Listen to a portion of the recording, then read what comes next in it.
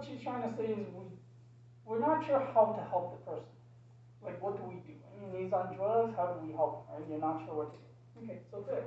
So we covered the three most common ones, and I'm going to go into detail every single one. Hopefully I can put you more at ease into helping somebody. So the first thing, I'm going to start off with disease, because with COVID, I think everybody knows what to do now. Okay, we wear a mask, we carry hand sanitizers, we wash our hands as often as possible, we keep our distance, we don't touch anything that's sharp, and we also wear gloves. So the student says, well, keep our distance. How are we supposed to help somebody if we keep our distance?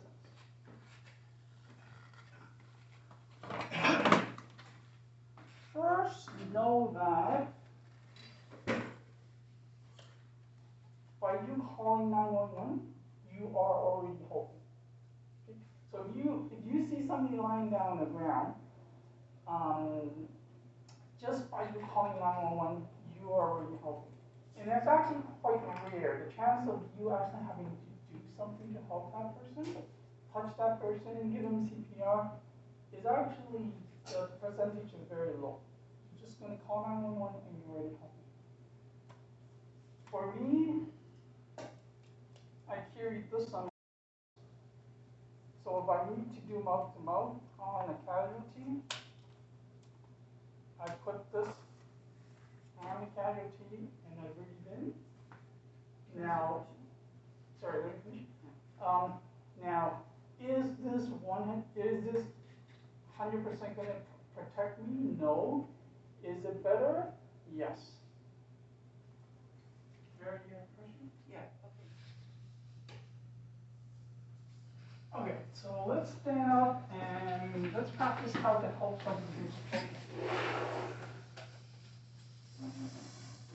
Before COVID, we used to form group 2, but because we can't, we're just going to imagine. So, imagine you have a casualty in front of you. So the casualty is facing this way. So the casualty is like this.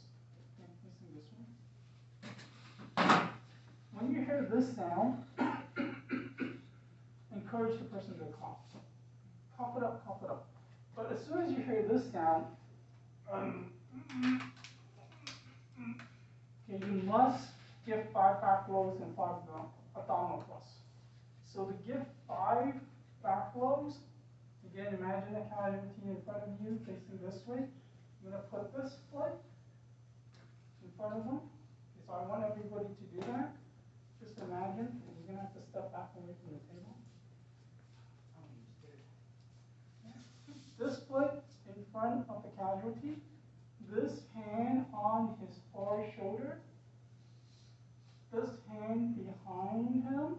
You're going to lean him forward slightly, okay? If he leans forward, you don't lean. Lean him forward slightly. You're going to give 5 back blows, but not like this, not like this, but like this. 1, as hard as you can. 2, 3, 4, 5.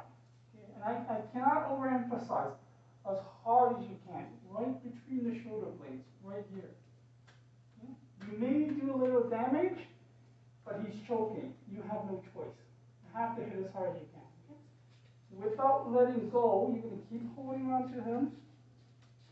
Step behind him. Again, the casualty now is in front of you. You're going to spread his legs, this foot between his legs. You're going to drop your hands down until you feel his hip bones.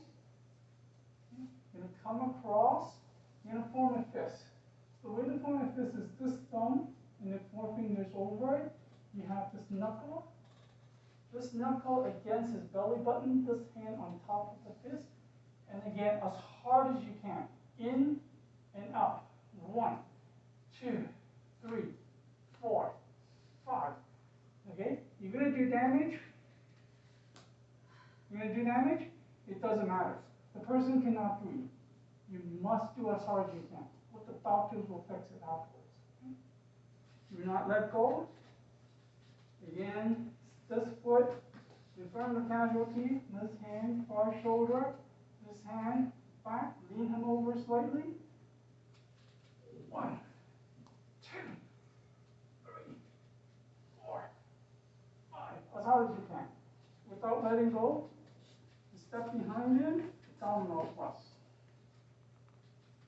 1, 2, 3, 4, 5.